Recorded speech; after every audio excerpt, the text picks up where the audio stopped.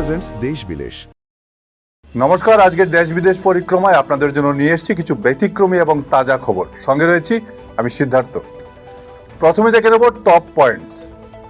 অলইচড়া ধর্ষণ ও হত্যা মামলায় আরো 2 অভিযুক্ত গ্রেপ্তার, মোট গ্রেপ্তার 5। কিয়েভে রাশিয়ার ভয়াবহ হামলা, 17 জনের মৃত্যু ও ব্যাপক ক্ষয়ক্ষতি। বৃদ্ধাশ্রমে মৃত্যুর কুলে ঢলে পড়লেন বাবা, অনলাইনে টাকা পাঠিয়ে ভিডিও কলে শেষকৃত্য দেখলেন 3 মেয়ে। রোগ সরানোর নামে 10 দিন খুঁটিতে বেঁধে অত্যাচার, কুসংস্কারের বলি অসহায় যুবতী। ছেঁড়া নোটের দিন শেষ, বাজারে আসছে টেকসই ও আধুনিক প্লাস্টিকের টাকা। আসন পুনর্বিন্যাস বিল পাশে মোদী সরকারের মরিয়া চেষ্টা, উত্তপ্ত রাজনৈতিক ময়দান। শুরু করছি বিস্তারিত পরিক্রমা। অন্ধকারের সুযোগ নিয়ে যারা এক নিষ্পাপ কিশোরীর প্রাণ প্রদীপ চিরতরে নিভিয়ে দিয়েছিল, তারা ভেবেছিল আইনের হাত থেকে বুঝি বেঁচে যাবে। কিন্তু বিধাতার বিধান আর পুলিশের তৎপরতার কাছে হার মানতেই হলো অপরাধীদের। কাটলিছড়ার অলইচড়ার সেই নৃশংস ও ভয়াল কাণ্ডের মাত্র 72 ঘন্টার মাথায় পুলিশ চালিয়েছে এক দুর্ধর্ষ অভিযান। গভীর রাতে শিলচর আর কাটলিছড়ার অলিগলি চষে ফেলে একে একে জালে তোলা হলো 2 অপরাধীকে, ধীরাজ আর মনোজ। একে একে মোট 5 জন এখন শলাকার পেছনে, যার মধ্যে রয়েছে এক নাবালকও। পুরো উপত্যকা জুড়ে যখন ক্ষোভের আগুন জ্বলছিল, ঠিক তখনই স্পেশাল ইনভেস্টিগেশন টিমের এই ঝটিকা সাফল্য যেন বিচারের আশায় বুক বাঁধতে শেখাচ্ছে এক রক্তাক্ত জনপদকে।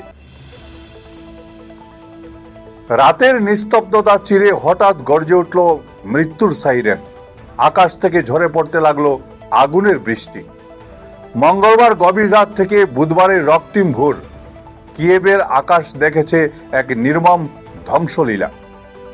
24টি ব্যালিস্টিক মিসাইল, 4টি সুপারসনিক দানব আর 115টি ঘাতক ড্রোন নিয়ে ইউক্রেনের বুকে ঝাঁপিয়ে পড়ল রুশ বাহিনী। চকের পলকে ধুলোয় মিশে গেল বিশাল বিশাল আবাসন, সামরিক ঘাঁটি আর আগ্নেয়াস্ত্র। আগুনের লেলিহান শিখা আর ধ্বংসস্তূপের নিচে চাপা পড়ে প্রাণ হারালেন অন্তত 17 জন নিরীহ মানুষ। রক্তে ভেসে গেলেন আরো 44 জন। প্রেসিডেন্ট জেলেনস্কির কণ্ঠে ফুটে উঠল চরম হাহাকার। তিনি মনে করলেন শত্রু আজ আর আগের চেয়েও আরো বেশি ভয়ঙ্কর, আরো বেশি নির্মম।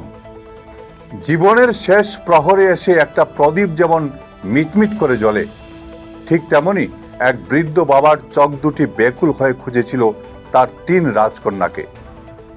একটিবার, শুধু একটিবারের জন্য মেয়েদের মুখটা দেখে শান্তিতে চোখ বুঝতে চেয়েছিলেন সোনিপতের প্রাক্তন সফল ব্যবসায়ী শিবচরণ বাবু। কিন্তু হায়রে নিয়তি, মঙ্গলবার ভোরে বৃদ্ধাশ্রমের বিছানায় নিঃশব্দে যখন তার প্রাণবায়ু উবে গেল, তখন পাশে ছিল না রক্তের কোনো সম্পর্ক। হাজার হাজার মাইল দূরে থাকা 3 মেয়ে শেষ দেখাও দেখতে এলেন না।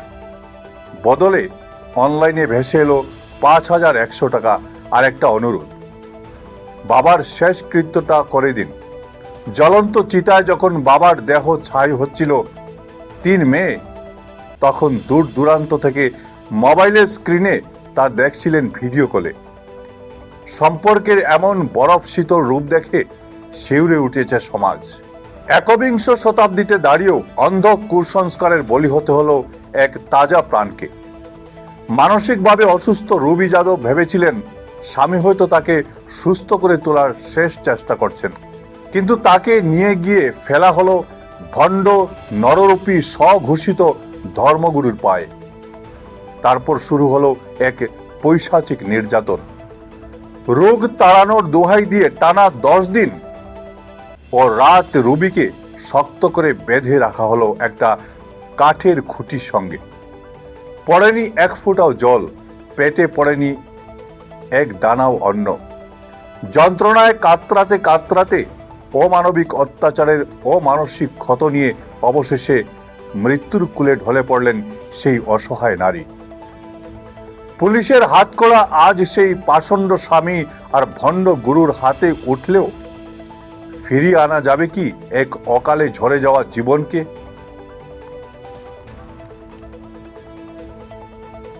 হাত থেকে হাত ঘুরে দুমড়ে মুচড়ে যায়, আর শেষমেশ ছেঁড়া ফাটা নোটে ছেয়ে যায় পকেট। কেনাকাটার সময় সেই মলিন কাগজ নিয়ে আপনার কি ঝামেলার শেষ নেই?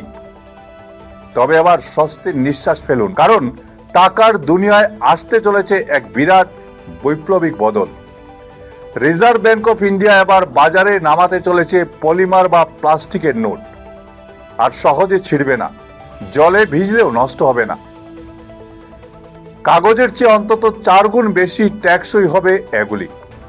প্রাথমিক মহড়ায় 10 আর 20 টাকার 100 কোটি নোট নিয়ে এই বড় চমক দেওয়ার প্রস্তুতি সেরে ফেলেছেন আরবিআই গভর্নর। এবার থেকে পকেটে থাকবে ঝকঝকে দীর্ঘস্থায়ী প্লাস্টিকের নোট, যা বদলে দেবে দেশের লেনদেনের চেনা ছবিটাকেই। সংসদের অল ইন্ডিয়া এখন যুদ্ধের দামামা। আসন পুনর্বিন্যাস এবং ডিলিমিটেশন বিল 2026 পাশ করাতে একদম মরিয়া হয়ে উঠেছে মোদী সরকার। দিল্লি দরবারে গুঞ্জন, আগামী 16 থেকে 18 আগস্ট বসতে চলেছে 3 দিনের এক টান টান উত্তেজনাময় বিশেষ অধিবেশন। কিন্তু পথ যে মোটেও সহজ নয়। বিল পাশ করাতে চাই 2/3 সংখ্যাগরিষ্ঠতা, আর অন্যদিকে তৈরি বিরোধীদের দুর্ভেদ্য প্রাচীর। বিশেষ করে দক্ষিণের রাজ্যগুলোর ক্ষোভকে সামলাতে বিজেপি শীর্ষ নেতারা এখন অবিরাম দৌড়ঝাঁপ করছেন।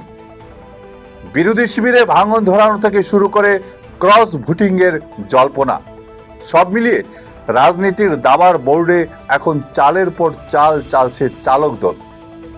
শেষ পর্যন্ত কি মোদী সরকার পারবে এই সাংবিধানিক সমীকরণ মেলাতে, নাকি বিরোধীদের বাধার মুখে ইতিহাস নেবে নতুন মোড়? আজ ছিল এ পর্যন্তই। প্রতিদিন বেলা 2টোয় দেখতে ভুলবেন না ঈশান বাংলা দেশ বিদেশ পরিক্রমা। ভিডিও সম্পাদনায় আমার সঙ্গে ছিলেন বঙ্কিম সোনার। নমস্কার।